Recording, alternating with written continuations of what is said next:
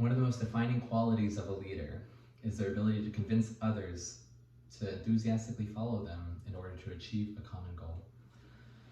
Good morning, I'm Specialist Wakelin, and today I'll be briefing everyone about interpersonal communications. The overall classification level of this brief is unclassified, and I'd like to thank my SGL Staff Sergeant Olverding for attending this brief. To kick things off, what I'm going to be going over is the definition of interpersonal communications as well as the definition of charisma and how they both intertwine. I'll also be going over the 4 important skills that will help you implement interpersonal communication. I'll also be going over the benefits of successful interpersonal communication as well as the consequences of weak interpersonal communication. We'll also be going over how much of an important aspect it is to leadership overall. Interpersonal communication is defined as an exchange between 2 or more people by which people exchange information, feelings, and meaning through verbal and nonverbal messages. Charisma is defined as a compelling charm that inspires devotion in others, by which interpersonal communication can grant you this trait. Interpersonal communications are often undervalued, but they can easily make or break a team. One wrong word choice can turn a soldier away from you. One missing piece of information relevant to a task can cause hours of delay. And one missing note in a safety brief can cost a life.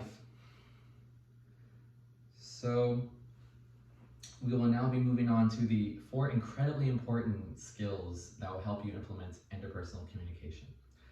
The first skill is active listening. This one's an obvious one, but it's easy to forget, especially in a generation full of distractions, but even including your phone that you have to use on a daily basis. Active listening is implemented through simply being engaged and present in any interaction you have with a soldier. You can do this by simply focusing on what they have to say and building a thoughtful and meaningful response tailored to help them out. It also helps them feel listened to, which by default grants trust between the 2 of you. And it will also open a bridge of open communication between you both.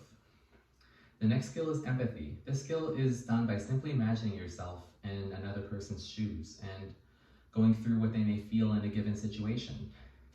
Empathy is important as it strengthens your bond between you and your soldiers, and it helps you understand their boundaries, by which it can be important during a brief where you may say something offensive and they may pay more attention to the offensive thing you said rather than the important points that you're making during that brief. Thirdly, the next skill I'll be going over is conciseness. This could be done by simply going over what you have to say and structuring it in your head before you speak. Conciseness helps because, for example, a task can be done much more effectively if you give them the instructions in the order that they must do it. You can also emphasize the important parts of your brief, the parts that you want them to remember in particular, as well as cutting out the unnecessary fluff that may only serve to confuse your soldiers or distract them from the task at hand. The 4th skill is conflict management. You can implement this skill by simply open-mindedly listening to both sides of the story. And without picking favorites, you can objectively consider all the factors as to why the conflict is taking place and what is the source of it. You can also go about this by simply telling each soldier how to manage the other's boundaries. You can explain to them the importance of respect, and as long as they respect each other's boundaries, that minimizes or even takes away the chance of conflict in the future.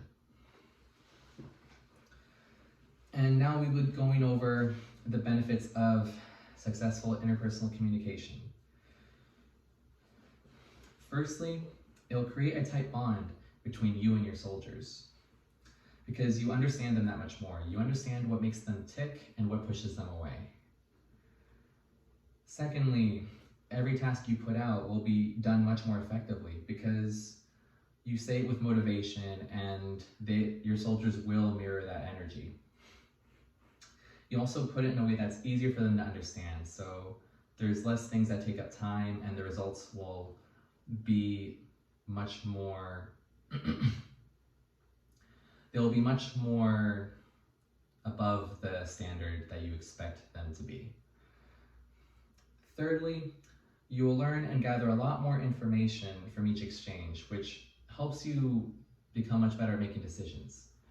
As you see what every soldier has to offer and you're able to account for all the information they give you. So this overall helps your decision-making skills. And finally, all this serves to make you a much more confident leader because you're able to give out tasks, get successful results, and you're able to just make a much tighter team where you all understand each other. And next, we'll be going over the consequences of weak interpersonal communication. And they are just as plentiful as the benefits. So firstly, you risk causing offense to soldiers when you don't account for their boundaries. And this only serves to push them away from you and creates distance within the team. Secondly, every task you put out will be much more confusing and create misunderstandings, which can cause hours of delay and subpar results from whatever task you give your soldiers. Thirdly, you'll have a bigger lack of understanding of what's going on with your soldiers.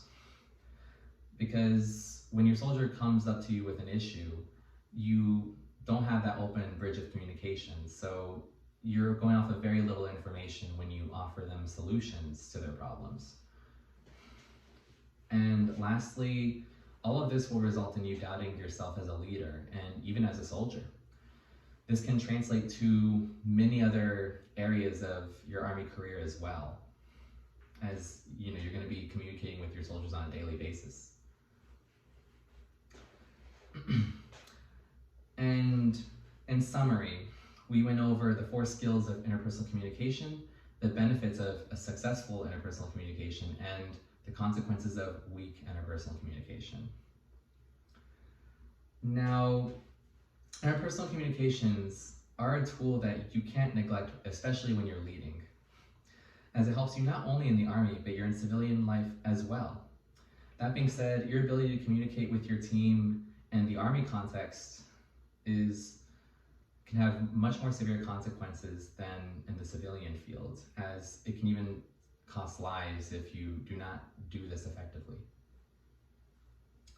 All it takes is a simple effort, but that simple effort will have profound effects in your Army career, whether for better or for worse. It is ultimately up to you. So, are there any questions about what I went over? No? All right. This concludes my brief.